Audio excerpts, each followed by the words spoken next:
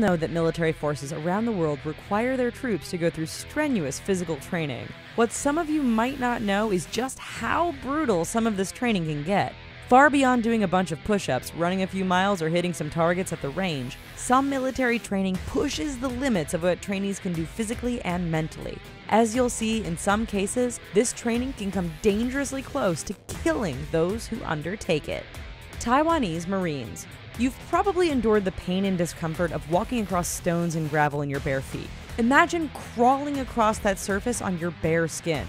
Not too bad? Okay, make the rocks fist-sized and throw in some sharp coral just for good measure. Now crawl across that for 50 meters without using your arms, and you have one of the most brutal drills undertaken by the Taiwanese Marines. North Korean Storm Corps. Not a lot is known about the secretive North Korean state. That said, every now and then, defectors provide a glimpse into what goes on the other side of the border. Reportedly, a specially selected group of soldiers make up North Korea's elite Storm Corps.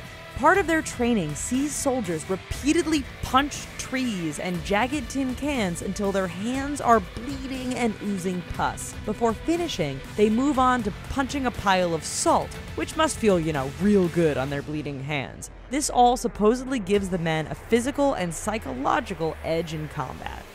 Philippines Special Operations Group. Many of us know how hard it can be to accomplish simple tasks when we're drunk. Imagine enduring a range of military drills while being plastered. Troops of the Philippines Special Operations Group do just that. They get absolutely wasted and then undergo a number of drills to weed out the trainees who don't have the right personality. Now, before you start thinking that sounds fantastic, just think about how brutal an 18-mile swim, shooting practice, and a 6-mile jog would be while suffering the spins.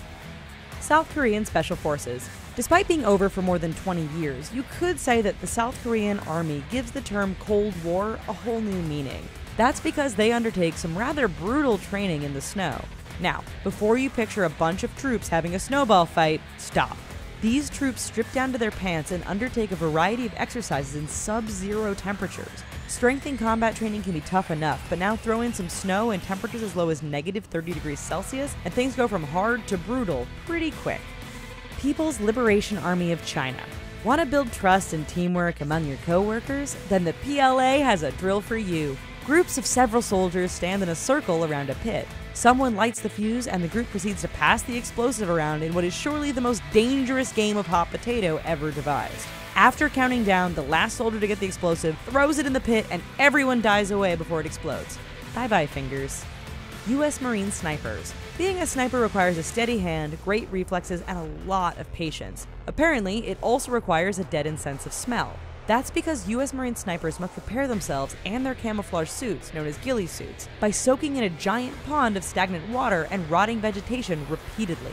Once you're nice and wet, you then get to roll around in the dirt over and over again. All of this is necessary to season the ghillie suit and also acts as great psychological training for the sniper.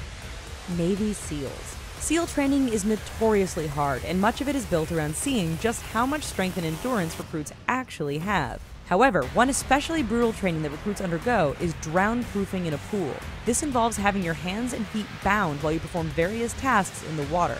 The drill teaches breathing control, as well as forcing potential SEALs to learn to control fear and panic, which can set in during such a situation.